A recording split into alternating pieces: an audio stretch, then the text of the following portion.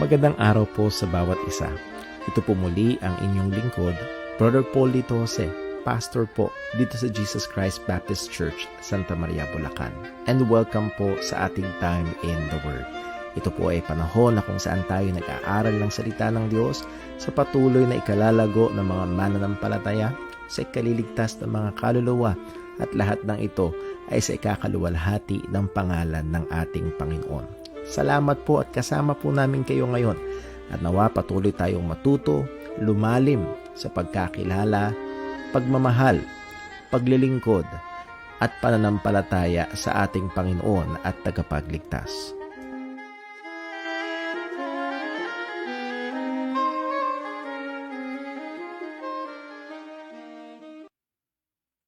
Ayan, isang magandang gabi po sa bawat isa at ito ang ating first na Time in the Word Online Bible Study ngayong taong 2023. Welcome po sa bawat isa, and again ay nandoon ang ating matindi at malalim na papuri, pasalamat sa Panginoon sa kanyang biyaya sa atin itong nakaraang taon na kung saan alam po natin na tayong lahat ay nagkulang sa Panginoon, pero nandoon ang kanyang kasapatan, hindi lamang sapat kung hindi nag-uumapaw na biyaya at kabutihan, at lalo higit sa dakilang biyaya niya sa atin ng kaligtasan.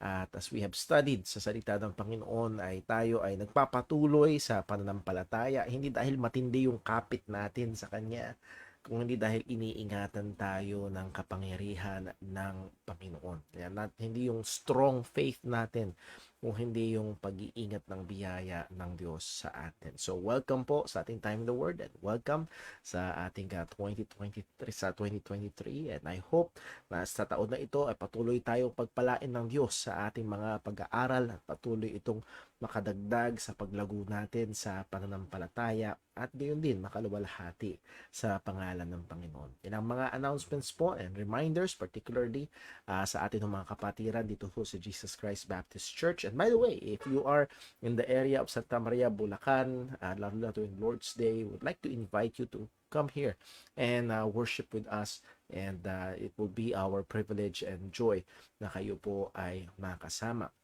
Pero ilang mga announcements po, this coming Sunday, the second Sunday ng January, we'll be having our Lord's Table, and hindi natuloy last Sunday, and also we'll have our church meeting. So pag-pray po natin, bigyan patuloy tayo ng wisdom, and as we plan the rest of the year, pag-uusapan po natin yan. Pero ang pinakamalapit na event dito sa JCBC will be next month pa, sa February. We'll be having again our I Love My Church month. So that's a whole month na pinapaalala yung pagmamahal una ng Panginoon at yung ating pagmamahal sa Panginoon at sa kapatiran at sa iglesia. And particularly, this is the month na kung saan sineset natin yung ating Family Sunday that will be on February 26. Ang highlight is the family, and we will study the Word of God about or something about the family. And ito rin ay ginagamit natin okasyon para maanyayahan particularly ang ating mga kapamilya, mga kamag-anakan, lalo na kung sila ay hindi pa mananampalataya ng ating Panginoong Kristo. We will be doing again yung ating tradisyon na family picture, at isang kagalakan ko at laging nagpapangiti sa akin na makita yung sa mga bahay ng ilang mga kapatiran, nakadisplay yung kanilang Family Sunday picture year after year, at yung iba ay nadadagdagan yung mga parte ng kanilang pamilya. So that's a wonderful thing. So patuloy natin ipag-pray po yan, and hopefully ay makarating ang ating mga mahal sa buhay at makapakinig ng salita ng Panginoon. So we've been reviewing yung ating last year, kung paano ang Diyos ay kumilos, and also ng ating Christmas service, at kung paano ang Diyos ay patuloy na kumikilos sa mga kapatiran natin at sa ilang mga naanyayahan sa mga gawain na yun. So isang kamangha-manghang bagay. Okay, so I believe that covers our announcements, reminders. Patuloy natin pag-pray ang bawat isa. Pag-pray natin patuloy ang ating mga kapatiran na mayroong mga karamdaman, mayroong mga mabibigat na suliranin. And again, if you have prayer requests, please let us know. Please let me know. Ano ho, maaaring i-DM nyo sa akin or sa ating mga group chats para maipag-pray ng mga kapatid. And you don't have to wait for Friday sa ating home prayer meeting para ho sa mga prayer request na yan, lalo na kung mga emergencies. Ano po? By the way, Friday, we'll be having our prayer meeting at inaasahan ng mga members ng church to be here in support and also para makibahagi sa atin ho mga pagtitipon sa Lord's Day. Okay, so tayo ho ay mag-pray and we will go on sa atin hong pag-aaral about the doctrines of Christ or Christology. Manalangin po tayo. Panginoon naming Diyos, aming Ama sa langit, aming pinupuri ka at pinasasalamatan ka sa iyong kabutihan, sa iyong nag-uumapaw na biyaya, nakakamangha. Nakakamangha, O Diyos, ang iyong pagmamahal, nakakamangha ang iyong pasensya, nakakamangha, Panginoon, ang iyong kahabagan sa amin. Muli kung aming babalikan ang nakaraang taon, ay aming makikita ang iyong kamay sa napakadaming mga kaparaanan, sa napakadaming mga pagkakataon. Ultimo, sa maliliit na mga bagay ngayon ay nakikita namin kung paano ikaw ay gumawa at ginamit mo ang mga ito sa ikabubuti namin. Even yung mga mahihirap at mabibigat na sandali, Panginoon. Tunay nga, yung salita ay gaya ng yung sinabi, all things work together for good. And Lord, as we face this 2023 of many uncertainties, hindi namin alam ang mangyayari sa susunod na oras. Pero Lord, kami ay tumitiwala sa iyo, sa Diyos na soberano. Sa iyo, O Diyos, na nagmahal sa amin, nagbigay ng iyong bugtong na anak. Tulungan mo kami, Panginoon, na ang aming pagsaksi sa iyong katapatan at sa iyong mga probisyon na karaang taon ay magbigay lakas at tibay sa amin sa pagharap nitong taon na ito. Ingatan mo kami, Panginoon, at sa aming pag-aaral ngayong gabi, tulungan mo kami, bigyan mo kami ng karunungan, bukas na puso't isipan, hindi lang upang magpadagdag sa amin ng kaalaman, kung hindi ang kaalaman na ito ay magpatibay ng aming pananampalataya, magpalalim ng pagmamahal at pagsamba sa iyo. Nang gayon din, gawin kaming handa kung kinakailangan na ipagtanggol at ituro ang aming pananampalataya. At lahat ng ito, O Diyos, ay mauwi sa kapurihan ng iyong pangalan at amin din pong dinadalangin sa iyo. Siyasatin mo kami sa anumang mga kasalanan. Tawarin mo kami, Panginoon, at tulungan mo kami sa patuloy naming pakikibaka laban sa mga kasalanan na kataan pa rin sa amin. Muli, sa iyo lamang ang luwalhati. Dalangin namin ito sa ngalan ng aming Panginoong Jesucristo. Amen. Okay. Well, tayo ho ay dumako sa ating pinaka-lesson ngayong gabi. And as we have ended our prayer, ang sabi natin sa ngalan ng ating Panginoong Jesucristo, at doon sa sentro ang ating pag-aaral ngayong gabi about the names and titles of our Lord Jesus Christ. So atin hong tayo magbalik-aral sa mga nakaraang pag-aaral ho natin. Una, pinag-aralan natin ang pagkatao ng ating Panginoong Jesucristo. He is truly man. Kung hindi siya 90% lang, hindi siya generally lang, kung hindi buong buo, truly man, walang hindi tao sa kanya. And meron na doon ng katotohanan na siya ay virgin born. Doon yung mga weaknesses and limitations. So again, pag may nakausap tayo na ang paniniwala ay si Jesus ay hindi Diyos at ang pinopoint out ay yung mga weaknesses and limitations, well, that's doesn't mean anything because we believe in the true humanity of our Lord Jesus Christ. At maliwanag yun sa salita ng Panginoon. And isa sa pangahalaga ay yung kanyang pagiging sinless. But as we have pointed out, yes, handun yung mga human limitations niya, siya nagkatawang tao, pero hindi lang yun ang tinuturo ng salita ng Diyos patungkol kay Kristo. The deity of our Lord Jesus Christ ay nagsusumigaw sa napakadaming mga pahina ng salita ng Panginoon. If you remember, yung isang quotation na atin hong ginamit sa ating lesson, I believe 3 lessons or 4 lessons ago, ay maaaring walang direktang banggit na kamakailan may pinapanood akong YouTube clip ng isang quote-unquote Muslim apologist na pag daw nabasa natin na sinabi ni Jesus word for word na I am God, maniniwala siya. Well, again, hindi kailangan na sabihin ni Jesus word for word yung mga salita na yon. Kundi napakadaming mga sinabi si Jesus, napakadaming mga ginawa si Jesus, at napakaraming mga sinabi patungkol kay Jesus na walang ibang ibig sabihin kung hindi siya nga ay Diyos. Ano? Jesus self-ascription of deity. May mga sinabi si Jesus patungkol sa kanyang sarili na ang tanging pakahulugan ay maaari lamang maunawaan bilang siya nga ay Diyos. Handun yung apostolic ascription. By the way, dito sa Jesus self-ascription, yung pagbubukod tangi niya ng kanyang sarili. Hindi siya basta special na tao lang. Again, none of the prophets, none of the apostles na nagsabing ye are from beneath, I am from above. No, only Jesus Christ na mumukod tangi siya. So nandun yung pagbubukod tangi niya sa kanyang sarili. Apostolic ascriptions, napakaraming mga verses sa Bible. In the beginning was the Word, and the Word was with God. Sabi ni John, ni Apostle John, and the Word was God. And then verse 14, and the Word became flesh. Those are very clear.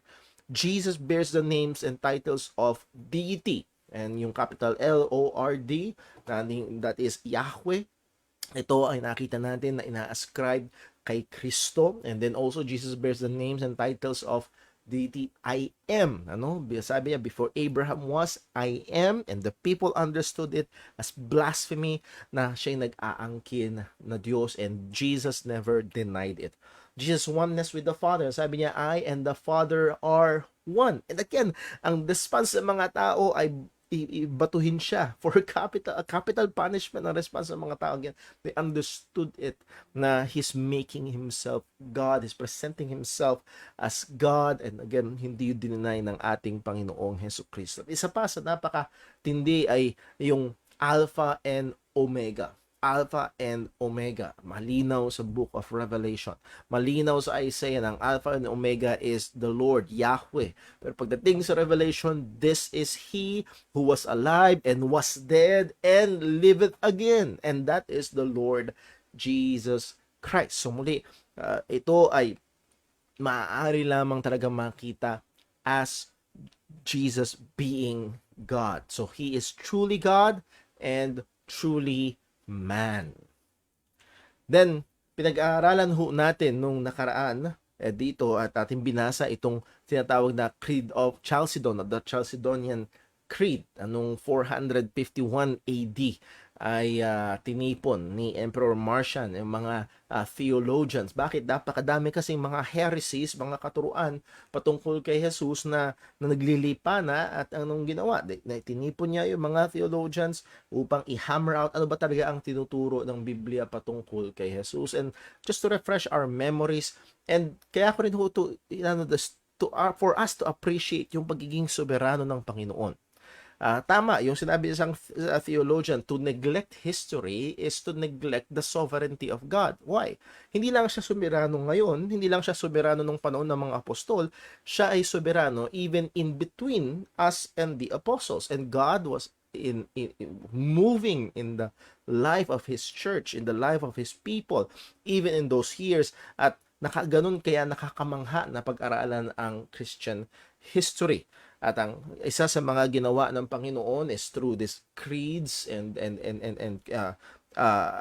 ecumenical councils nung mga time na yon. Again, hindi lahat ay maganda, pero may mga time na kung saan dito ay sa Chalcedonian Creed ay ingatan yung pananampalataya, panintamang pananaw patungkol sa ating Panginoong Hesus sa dami ng mga maling katuruan. Sabi nga, we then following the Holy Fathers all with one consent teach men to confess one and the same Son, our Lord Jesus Christ, the same perfect in Godhead and also perfect in manhood. So again, perfect in Godhead, perfect in manhood.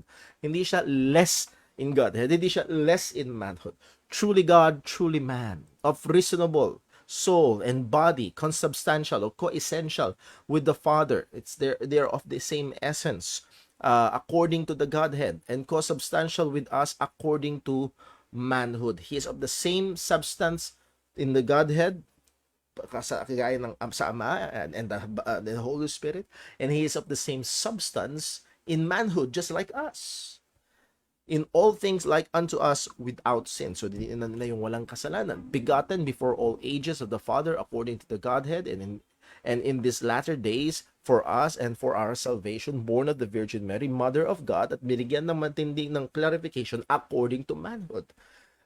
So binibigyan din doon ay yung hindi tao lamang, kasi nga may view na yung pinagbuntis ni Maria ay yung taong si Jesus, at nung pinanganak na ay parang lumapag lang o hinijak lang nung spiritual Jesus o nung deity yung man. No, even in that conception, Mother of God according to manhood, one and the same Christ, Son, Lord, only begotten, to be acknowledged in two natures unconfusedly, unchangeably, indivisibly, inseparably, and the distinction of natures being by no mistaken taken away by the unity, but rather the property of each nature being preserved. So again, hindi nabawasan yung kanyang pagka-Diyos, o hindi rin naman less than yung kanyang pagkatao, and concurring in one person and one subsistence, not parted or divided into two persons, but one and the same Son.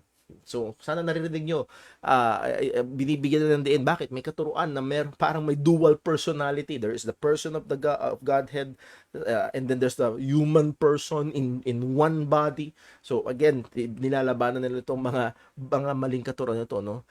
Not parted or divided into two persons, but one and the same Son, the only begotten God, the Word, the Lord Jesus Christ, as the prophets from the beginning have declared concerning him, and the Lord Jesus Christ himself has taught us, and the creed of the Holy Fathers has handed down to us. Again, what an amazing statement in many sentences, punong-puno ng mga katotohanan patungkol sa ating So makita natin dito na in that time, napaka-seryoso ng labanan patungkol sa mga katuruan about our Lord Jesus Christ, and we can be amazed on the sovereignty of God and moving of God and the guiding of God.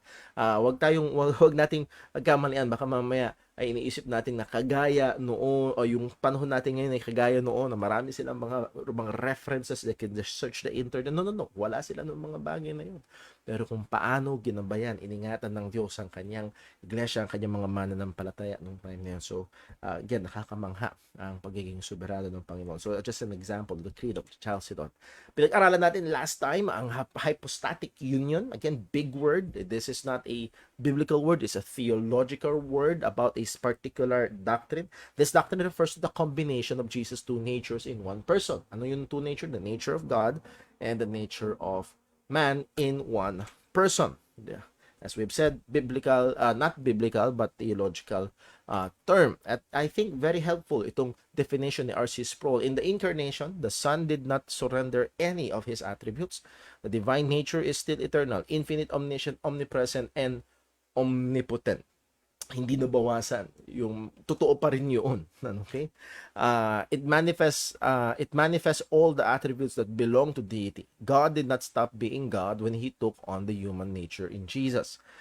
At the same time, the human nature retained its own attributes, being finite, contained, and able to be at more than one place at a time. That is, hindi siya omnipresent, limited in knowledge, limited in power. All those attributes of humanity remain attributes of Jesus' humanity. So again, maaaring paano yun? At hindi natin masagot, pero ito yung katotohanan, sapagkat kung siya ay Diyos, na doon yung lahat ng katangian. At ganoon din siya ay tao. Nandun din yung lahat ng katangian sa iisang persona, ang ating Panginoong Hesukristo. Again, technical term na ginagamit sa theology sa hypostatic union. Then, pinag-aralan din natin itong kenosis doctrine. Medyo big word ulit. Ito ay galing sa Philippians 2:6. Ang sabi, who being in the form of God, Jesus Christ being in the form of God, thought not robbery to be equal with God, but made himself of no reputation. And again, those words, made himself of no reputation, one Greek compound word, and took upon him the form of a servant, and was made in the likeness of men. And that one compound Greek word, ekonosen, is from the Greek root word na kinoo, na meaning to empty, to make empty, or to make void. Kaya ang iba, ang tawag dito sa kenosis doctrine is the divine emptying, ang pag-empty ng Diyos sa kanyang sarili, pag-empty ni Jesus sa kanyang sarili. Actually, sa ESV, ayun, but made himself no reputation, ang translation sa ESV, at naging faithful sila dun sa translation. He emptied himself, that because that's what kenosis really is. What yung word for word na translation ng kenosis is, he emptied himself. Now, tignan natin ang wrong understanding ng kenosis doctrine na ito. Jesus emptied or divested some of his divine attributes, that in the incarnation there was a reduction or decrease of divine nature or attributes. Sa kanyang pagkakatawang tao, nabawasan. Binawasan yung kanyang pagka-Diyos. Ano? Kumbaga, 10% lang or 20% lang. No. Or sa iba, ang isip noon ay 50-50. 50% Diyos, 50% tao.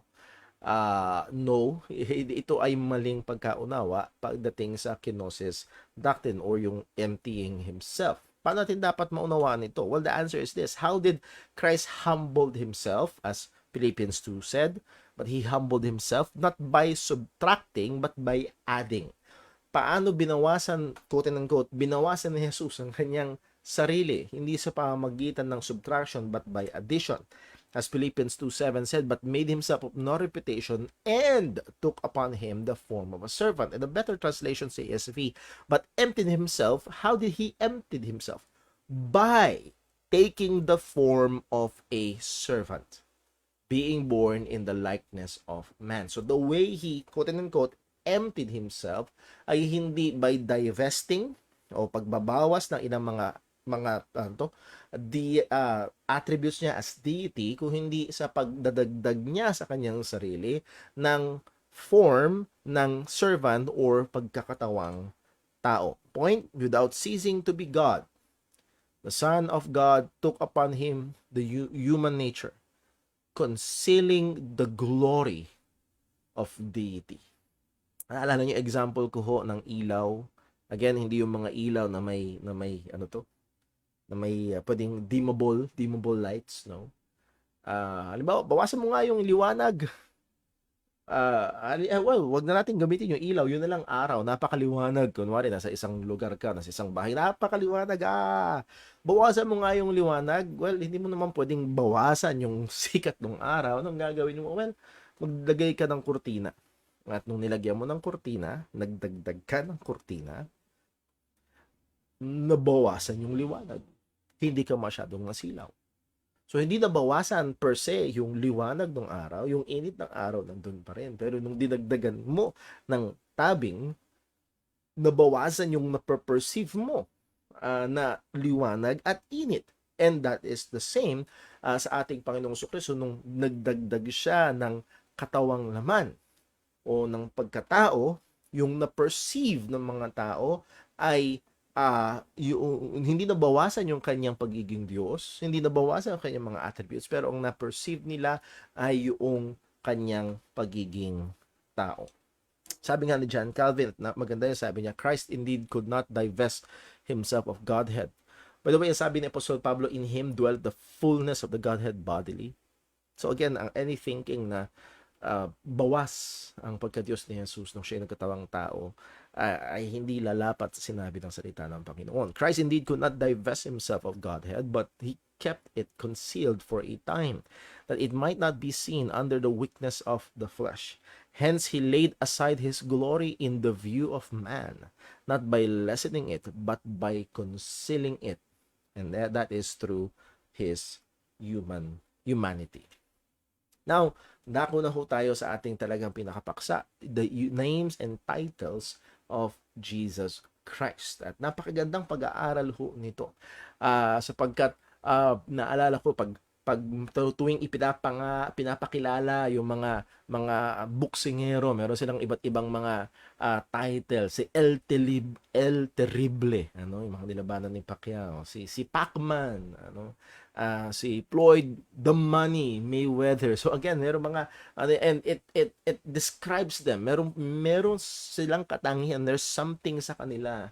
Or maaaring dahil nagra-rhyme sa pangalan nila ay itong mga titles na ito or nicknames na ito ay ina-ascribe sa kanila. So, isang magandang pag-aaral patungkol sa ating Panginoong Jesucristo is to be familiar sa mga names and titles ni Jesus because it reveals to us a particular aspect patungkol or characteristic ng ating Panginoong Jesucristo. So, let us begin. Sa Baker's Evangelical Dictionary of Biblical Theology, in our culture about names. In our culture, name serves primarily to distinguish one person from another. Sa kultura natin, talagang distinguish. Kaya mahirap pag meron kang kapangalan and it's just so happen na yung kapangalan mo may record pa sa NBI, ay mahihirapan ka talaga. Pero most of the time, yung pangalan ay ginagamit for us to distinguish from one another. Pero in biblical times, in Bible times, names had other significant functions. Iba't ibang mga functions. Minsan to deliver a meaning, kagaya ng sinabi ng Panginoon sa mga anak ni Hosea, ang tatawag mo sa pangalan ng anak mo ay ganito, it's to give meaning, merong to give message, merong mensahe na ibig sabihin. At minsan man yung pagbibigay pangalan ay nakadepende doon sa kanyang kalagayan nung siya'y pinanganak. Halimbawa si Jacob, hawak-hawak niya yung paa ni Esau. So, ang tinawag sa kanya ay Jacob, as we will see a little bit later. Or, minsan sa panahon natin, hindi na kailangan lumayo sa panahon natin. Paglabas ng bata, mayroong agad Dimple. Ang tinawag sa kanya si Dimple. Again, ay mayroong iba't ibang mga significant functions. In the New Testament, names that were applied to Jesus often had special meanings that went back into the Old Testament and intertestamental times. Sa mga pangalan, titulo na inascribe ng ating Panginoong Jesucristo at ginamit mismo ng ating Panginoong Jesucristo, meron itong mga, hindi lang ito out of nowhere, hindi lang ito basta type, hindi dahil ito yung in sa panahon na yon. Kung hindi meron itong mga mensahe, meron itong ibig sabihin, nakakonekta ito, lalo na sa maraming mga sinasabi sa lumang tipan patungkol sa Mesiyas na darating. Well, significant use of name. Number one, it can reveal the characteristic of an individual. As we have said, maaaring ito ay depende sa characteristic ng isang individual. Sinabi natin tungkol kay Jacob sa Jacob 25 verse 26. Ang ibig sabihin ng Jacob is heel catcher, supplanter, replacer. So heel catcher. At dahil nga nung pinanganak sila, nakahawak yung kamay ni Jacob sa heel ni Esau to take the place of another through force, scheming, strategy, or the like. And for all that we know, ay sa record ng Old Testament, be it literal, nakahawak sa heel, or be it figuratively, scheming strategy to take place. Ay ginawa yun ni Jacob laban kay Esau, or sa pangunguna ng nanay ni Jacob, that is. So again, ito'y may kinalaman sa katangian noong tao o nung individual. No, names can be changed to indicate a change of circumstances. Halimbawa, yung pangalan ni Abraham, Abram to Abraham, Sarai to Sarah, Jacob to Israel. And by the way, let me just insert here, hindi pinalitan ng Panginoon ng pangalan ni Apostol Pablo. Hindi siya from Saul to Paul. No. Ang Saul is Hebrew rendition. Ang Paul or Pablo is the Greek rendition. Walang experience na parang katulad nung kay Abraham or kay Jacob si Pablo. Walang pag-change ng name. It's just Saul para sa mga Hebrews, he is Saul. Para sa mga Greek speaking, he is Paul. That's just it. Walang something magical na nagpalit ng pangalan si Pablo. Sapagkat naalala ko dati, medyo naririnig ko yun, ay ihalin tulad kila Abraham and Jacob. Well, sa Genesis 17 verse 5, ang sabi ng Panginoon, neither shall thy name be anymore be called Abram. Hindi daw Abram ang magiging pangalan niya, but thy name shall be Abraham. For a father of many nations have I made thee. Nagbago ng circumstansya si Abraham, Abram nung time na yon, nagkaroon ng pagbabago ng circumstansya dahil sa gawa ng Panginoon at pangako ng Panginoon sa kanya. Ang ibig sabihin ng Abram, high father. Ang ibig sabihin ng Abraham is father of multitudes. So ngayon, dahil sa gawa ng Panginoon sa buhay niya, nagkaroon ng pagbabago ng pangalan. Number 2, it can represent the whole person. isa ito sa madalas, lalo na patungkol sa Panginoon, patungkol sa ating Panginoong Hesukristo, ay yung pangalan ng Diyos. Sa halimbawa nga, sa Ten Commandments ay yung sabi na, Thou shalt not use the Lord thy God's name in vain. Why? Well, because the name represents the whole person. At kapag ginagamit ang pangalan ng Panginoon sa walang kabuluhan, well, tinuturing mo ang kabuuan ng Panginoon na walang kabuluhan para sa iyo. Sa Matthew 6 verse 9, After this manner therefore pray ye, Our Father which art in heaven, hallowed be thy name. So dito malinaw na yung pangalan ng Panginoon ay hindi lang basta yung sounds na lalabas, kung hindi ang kabuuan ng Panginoon, the whole person of God is to be hallowed. Ito ay nagrepresenta sa kabuuan ng Panginoon. The name stands for God Himself and His attributes. Ito'y tumatayo, nagrepresenta sa kabuuan ng Diyos, sa Diyos mismo at sa kanyang mga katangian. Kaya nga sa Matthew 12:21 ang sabi, And in His name, that is in Jesus Christ's name, shall the Gentiles trust. So again, yung name dito ay hindi lang yung mga vowels and consonants na ipoproduce mo, yung sounds. Hindi lang yung mga tunog na lumalabas sa iyong bibig na hindi yun. Kung hindi, it represents the whole person. It represents yung kanyang mga attributes and even his work, as we will see a little bit later. So in His name shall the Gentiles trust. So kasi merong iba na nalilito, well, saan ba tayo nagtitiwala? Sa pangalan ni Jesus, kay Jesus, o sa ginawa ni Jesus, o sa gospel? And the answer to that is all yes. Because when you trust in Jesus' name, hindi mo pwedeng ihiwala yung pangalan ni Jesus kung sino siya at kung ano yung kanyang ginawa. Magkakasama yun. So just it's good for us to know that na at sana walang nalilito sa ganun. When we call people na magtiwala kay Jesus, when we read the Bible, na hindi natin masyadong ginagamit yung magtiwala sa pangalan ni Jesus, pero it's biblical language, it means the same, hindi iba. Well, the name Jesus, Jesus sa Greek, Jesus, and then ito yung Greek version ng Joshua o Yeshua sa Hebrew. Yahweh saves or Yahweh is salvation. Ito yung pinaka-ibig sabihin ng Jesus or Yeshua. Ito ang ibig sabihin noon. Dito galing. In the name, it is the names assigned by the angel to express His saving mission. At sabi nga sa Matthew 1:21, and shall bring forth a son, and thou shalt call his name Jesus, for he shall save his people from their sins. The expression name of Jesus or His name refers not only to His verbal identification, but to Himself, His person and work as Savior. By the way, hindi si Jesus lang ang nag-iisang Jesus, ang may pangalang Jesus. Ang daming karakter sa Biblia na. May mga karakter sa Biblia na ang pangalan ay Jesus. Ang daming mga pangatao nung panahon ng ating Panginoong Jesucristo, ng mga Hudyo, na ang pangalan ay Jesus. Why? Because it's a common name. Even in the Old Testament, the leader after Moses, si Joshua, yun literally ang ibig sabihin. So ang punto ay ito, yung name of Jesus ay nagre-refer hindi lang sa verbal identification, but to Himself, His very person, and His work as Savior.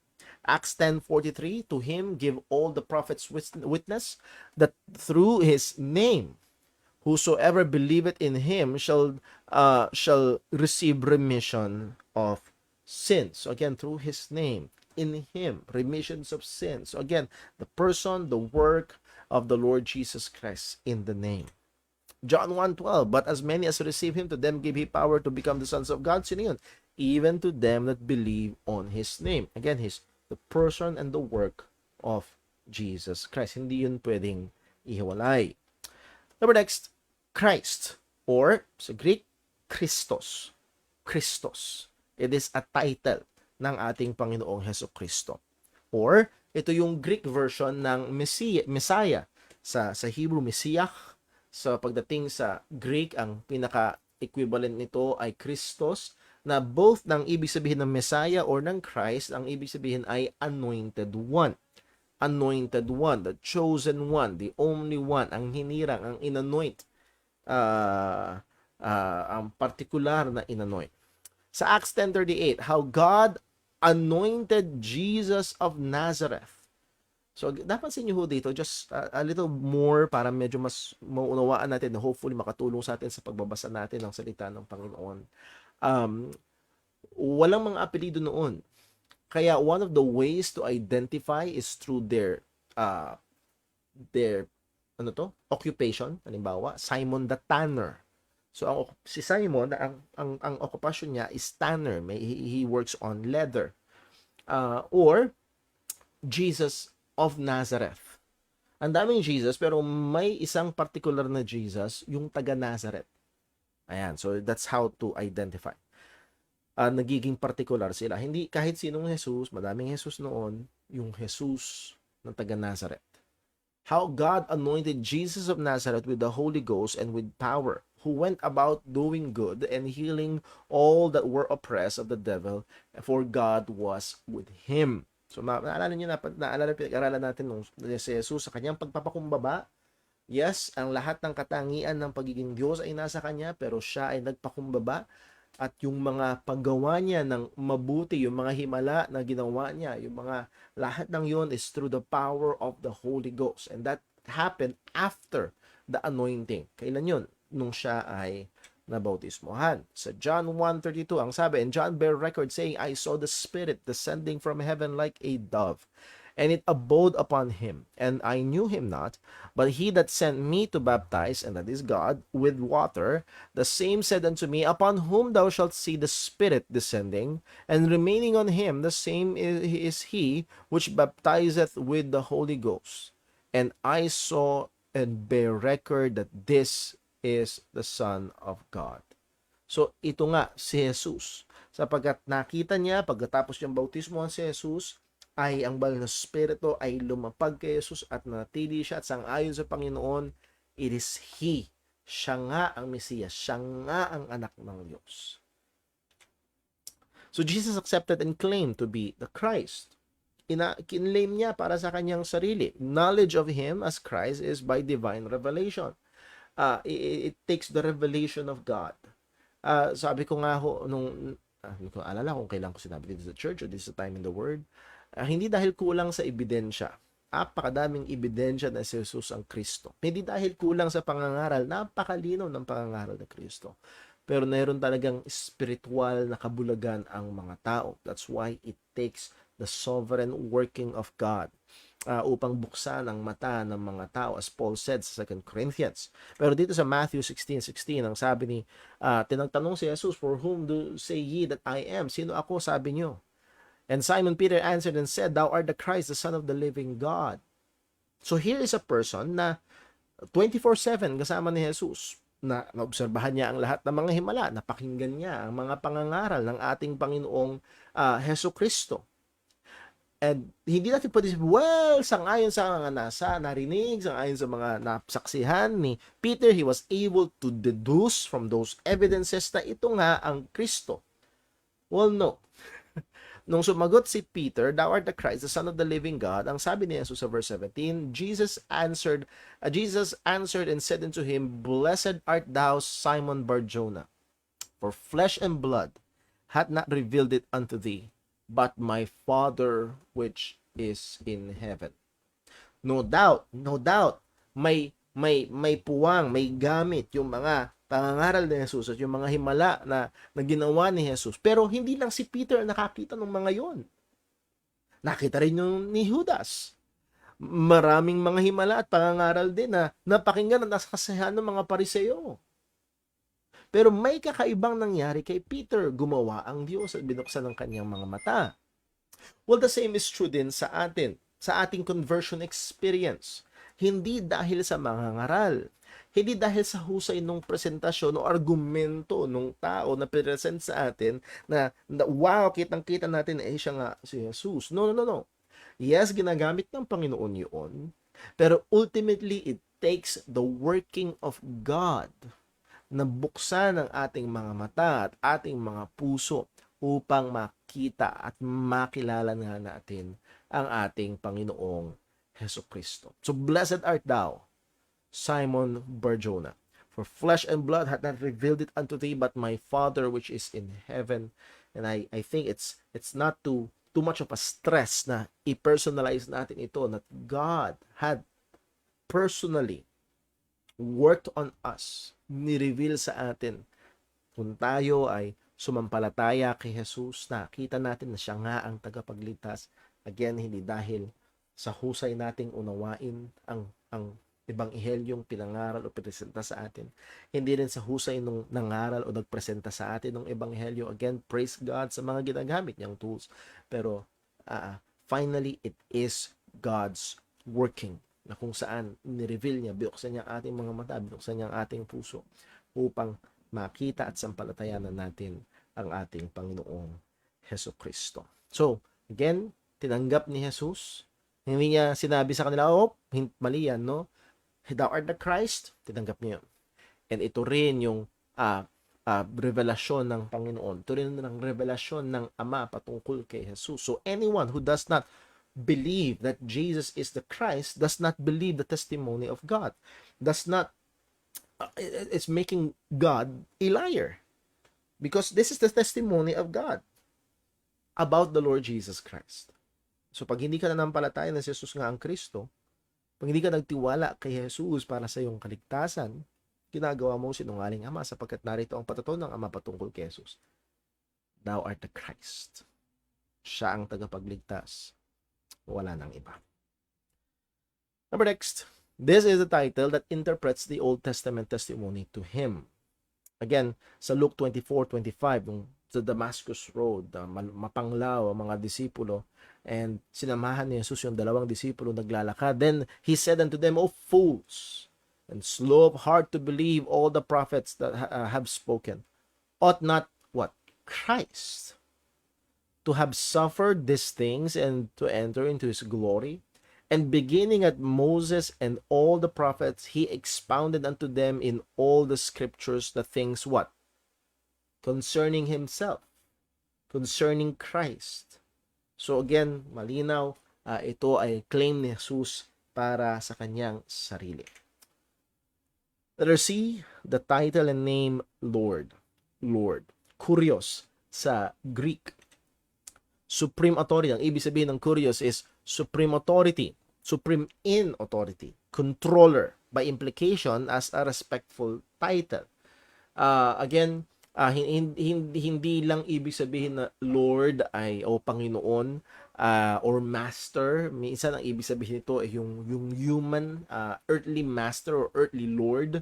Minsan yung mga kings na tawag na Lord, it may pertain to God or a master or sir, a respectful title. So again, it depends on the context. While it is used as a general respectful address, all applied to Jesus, as applied to Jesus, it took on the highest significance. Sa Philippians 2 verse 11, and that every tongue should confess that Jesus Christ is Lord.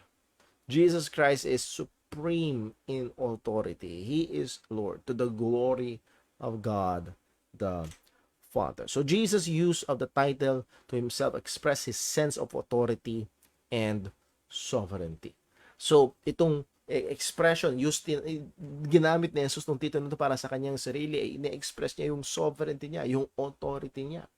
In one way, ang sabi niya sa Mark chapter 2 verse 28, therefore the Son of Man, isa ito sa mga pupuntahan natin ito maya-maya, isa ito sa mga paboritong titulo ni Jesus para sa kanyang sarili. The Son of Man is what? Is Lord.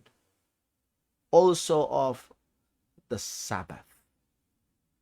Ooh. Kung hindi tayo mga Hudyo, lalo na ng time na yon, para itong bomba. Sabbath is of the Lord.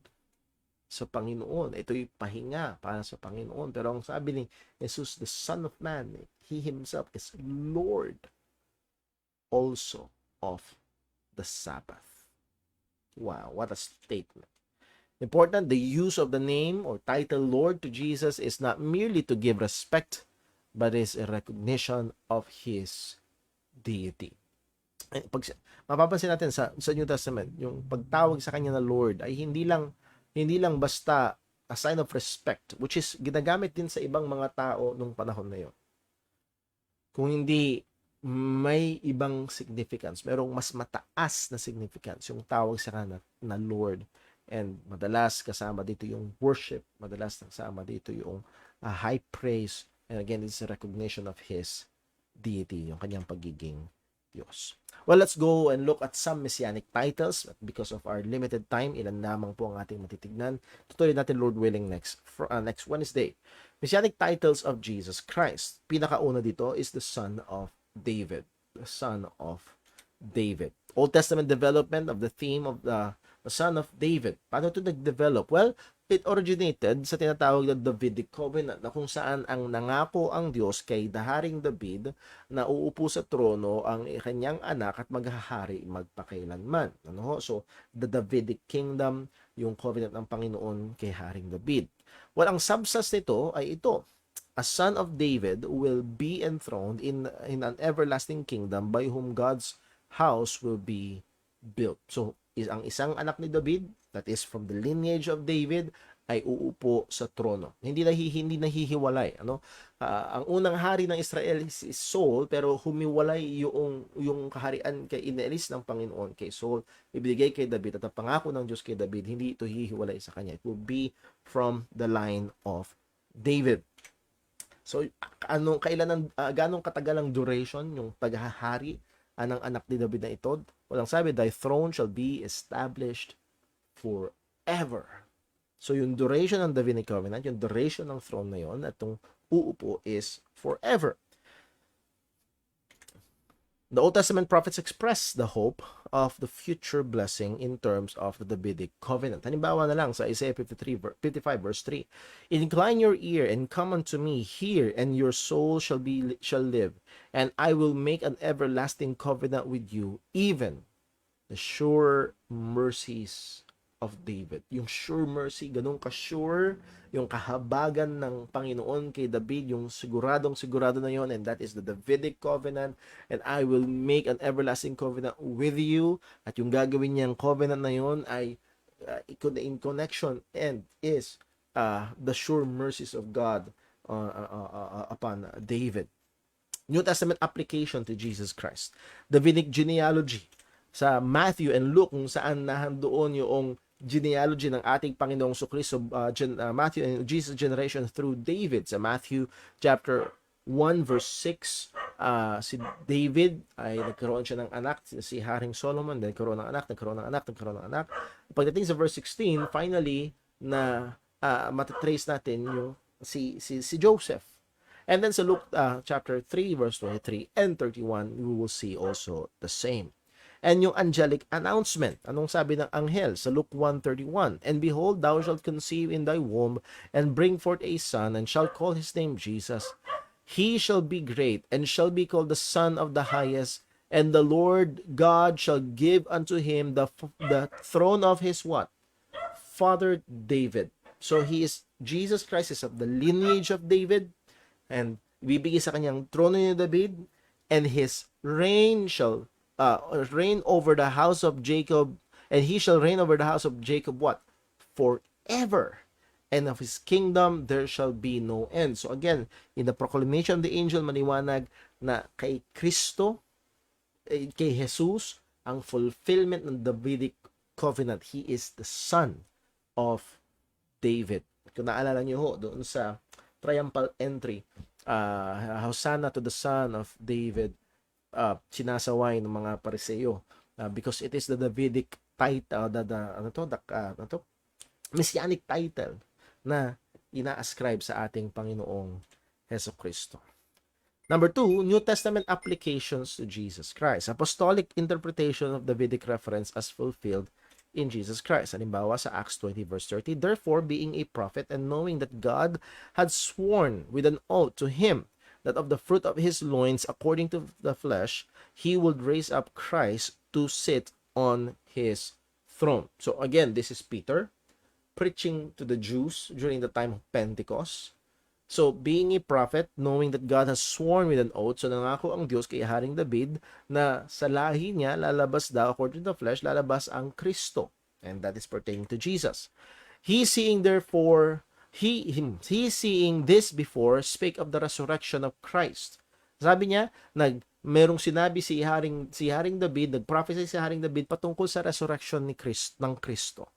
His soul was not left in hell, neither his flesh did see corruption. At sabi nga ni David, sabi nga ni Pedro, si David, alam natin na doon yung kulungan niya.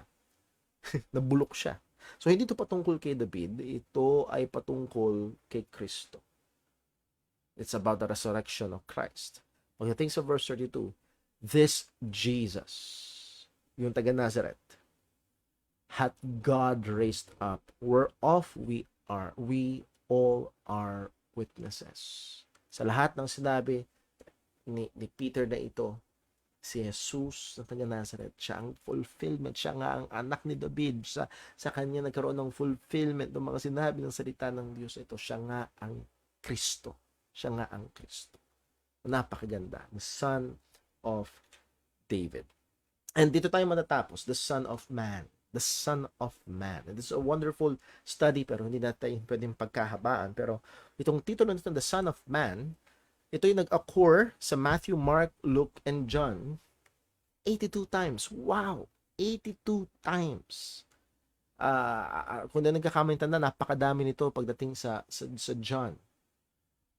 Lahat doon sa 82 ay galing sa bibig ni Jesus, kadalasan patungkol sa kanyang sarili, with exemption of 2. So 80 times itong title na ito ay ginamit ni Jesus patungkol sa kanyang sarili. Kaya nga, sabi ng mga theologians, this is the most favorite title ni Jesus na ina-ascribe sa kanyang sarili. Kapag pinapatungkulan niya sa kanyang sarili, for the Son of Man is come to seek and to save that which was lost. So, ginagamit niya itong title para patungkol sa kanyang sarili. Point, this title is Jesus' primary self-designation, even though, or because, it is not a messianic title. Hindi ito masyadong kilala bilang messianic title ito. Sapagkat, note, he is in the state of humiliation. Siya ay nasa state ng pagpapakumbaba. Kaya, mas pinapakilala niya ang kanyang sarili bilang the Son of Man. Nevertheless, if you remember sa ating pag-aaral, ito ay ang general designation nito pag ginamit ito ni Jesus, ito ay patungkol sa kanyang sarili. So it's meaning I or myself or the Son of Man. For I am come to seek and to save that which was lost. Well, the Son of Man and Daniel 7:13. Kung nyo naalala, minsan nating tinignan itong title na Son of Man in reference to Daniel 7 verse 13. Sapagkat sabi sa Daniel 7 verse 13, I saw in the night vision, and behold, one like the Son of Man came with the clouds of heaven, and came to the Ancient of Days, and they brought him near before him. So, dito yung Son of Man. At yung Son of Man ay pumunta or lumapit sa Ancient of Days. So, pinaka-general interpretation, Son of Man is the Lord Jesus Christ, and the Ancient of Days is none other than God the Father. At anong sabi sa verse number 14? And there was given to him. Ibinigay sa kanya. So, the Ancient of Days, God the Father, gave to the Son of Man. There was given to him dominion and glory and a kingdom that all people, nations, and languages should serve him. So again, ibinigay sa kanya ito, at alam natin, in reference or in fulfillment in our Lord Jesus Christ, because He perfectly fulfilled yung kalooban ng Ama. And that's why sa Philippians chapter 2, and God gave Him a name that is above all names. Dahil sa kanyang perpektong pagsunod, sa kanyang pagpapakumbaba, perpektong pagsunod sa Ama. At ang sabi, His dominion is an everlasting dominion. So makikita natin yung connection nito sa Davidic covenant. We shall not pass away, and His kingdom that which shall not be destroyed. Sabi nga ni John Piper, and we will end here. The Son of Man has the double meaning of human being, and that is His humble state. Yung title na Son of Man ay dalawa ang meaning. Para itong double-edged sword. In one side, pinapakita nito at didiinan nito yung pagpapakumbaba ng ating Panginoong Hesukristo. But on the other side, according to Daniel chapter 7 verse 13, it is presenting to us the Son of Man as an exalted one, na kung saan binigyan siya, as kung naalala, there was given to him dominion, glory, and kingdom, and all the people and nations and languages should serve him. So I believe na hindi ignorante ang ating Panginoong Jesus sa Daniel chapter 3 verse number 13 and 14, that when he describe or ascribe to himself itong title ito na Son of Man, yes, ito'y nagbibigay diin sa kanyang pabakumbaba, pero at the same time, ito'y nakatingin sa isang araw siya'y luluwalhatiin ng Ama after that he have accomplished yung kanyang mission, as said by the Apostle Paul sa Philippians chapter 2. So, Jesus means to communicate both of those. Kanyang pagpapakumbaba at yung naghihintay na pagluluwalhati sa Kanya. So, what a wonderful and nawa, ang punto ho ay tuwing, kung kayo ho ay nagpaplanong basahin muli ang inyong buong Biblia sa buong taon na ito, and you will go through the Gospels, and you will encounter this title, Son of God, Son of God, or the Son of David, or the Son of Man, ay nawa itong mga ibig sabihin nito ay mas magpa-enrich ng inyong pagbabasa, at kahit sa likod ng inyong kaisipan, nabasa mo the Son of Man, His humility and His exaltation, magpayaman pa at magpalalim pa ng atin hong reading and meditation and study ng salita ng Panginoon. So, we will end here sa atin hong pag-aaral. So, tignan ko lang muna, baka meron hong may tanong sa ating comment section. Shout out ko lang, ay bumati si Sir Connie, good evening, Sir Bird Daniel Velasco, and watching from San Mateo Rizal, kapatiran natin mula sa Mateo Baptist Church, si Brother Jose de la Paz Perez, Brother Osias Perez. So thank you very much, magandang gabi, and I hope na ito'y blessing ho sa inyo. Tignan ho natin, wala rin namang direct message sa akin, may text message po si Brother Boy. Ang sabi po ni Brother Boy Jose, the problem is yung mga hindi talaga born again, even those who claim to be Christians, even leaders, have no heart's desire for God's truth. Kaya hindi nila tinatanggap kahit mabasa ang mga verses that proves Jesus' deity, even other doctrines that they are against. An example is tithing, or yung obligatory tithing. And yes, when it comes to particularly yung mga hindi pa mananampalataya, when it comes to, let's say, yung mga kulto na nagde-deny ng deity ng ating Panginoong Kristo, ay hindi ko maalala ko siya, we cannot argue anyone into the kingdom of God. Hindi mo pwedeng hindi yung argumento natin, hindi yung presentasyon natin. Now, I'm not saying na hindi natin dapat ipresenta ng malinaw. Hindi natin dapat ipresenta ng maayos. At kinakailangan talaga minsan, as Jude said, to earnestly contend. That's a battle term. Contend for the faith. Kung kinakailangan. Pero it takes the sovereign working of God to regenerate a person, to open the person's eyes. So, sana makita natin na nahandoon yung buong sikap natin na dapat paghahanda, pag-aaral, pagpupursige na maipresenta, maipangaral ng malinaw, maipaliwanag ng maayos, sabi nga ni Pablo kay Timothy, also in meekness, in love, and with all patience. Nagawin natin lahat ng yun. But hindi natin pwedeng gawin na merong certain formula. Pag ginawa mo itong formula na ito, A plus B plus C plus D will equals to conversion. No. It takes the sovereign working of God.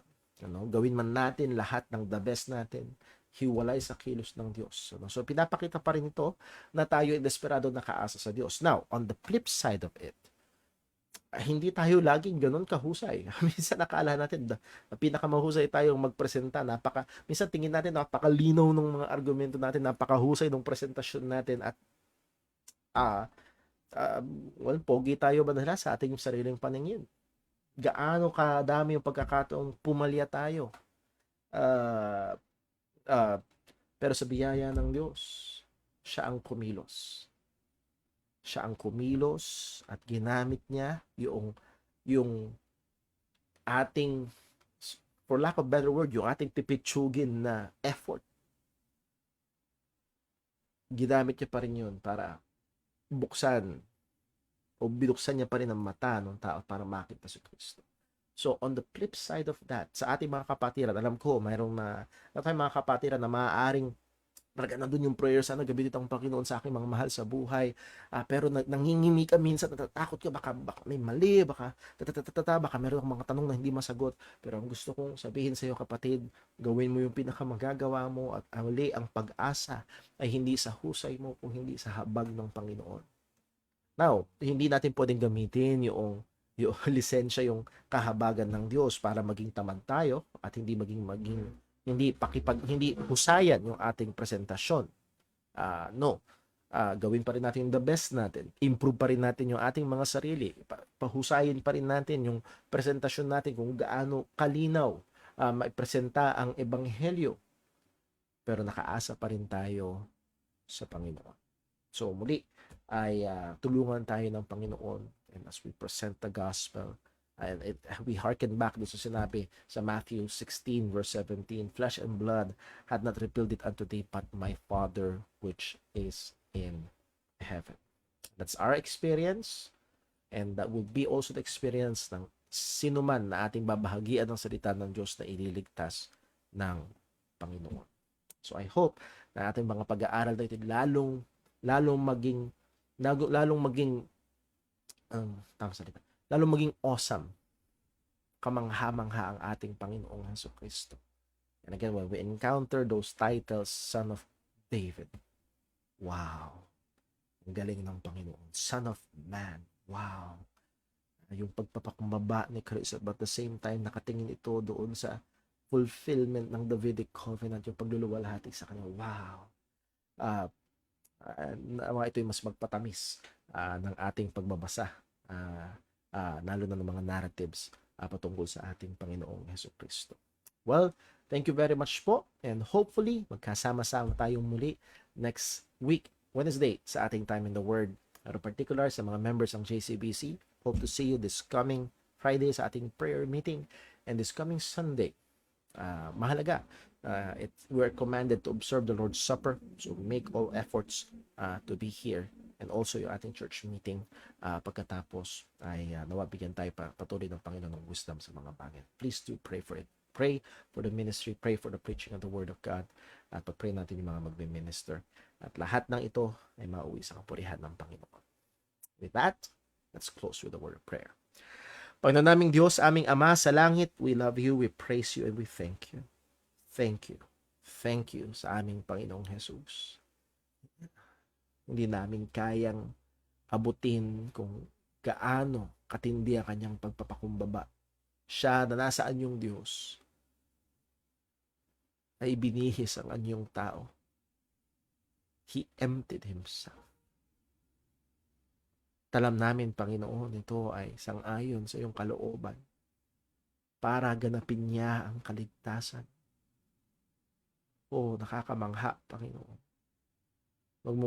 Wag mong hayaan na ito'y maging mga normal na salita lang, maging pamilyar na mga salita lang sa amin. Kung hindi, Panginoon, lalo mo kaming bigyan ng mga mata na nakakakita, mamangha, lumalim sa pagmamahal, tumindi sa pagsamba sa aming Panginoong Jesus na kamangha-mangha tunay.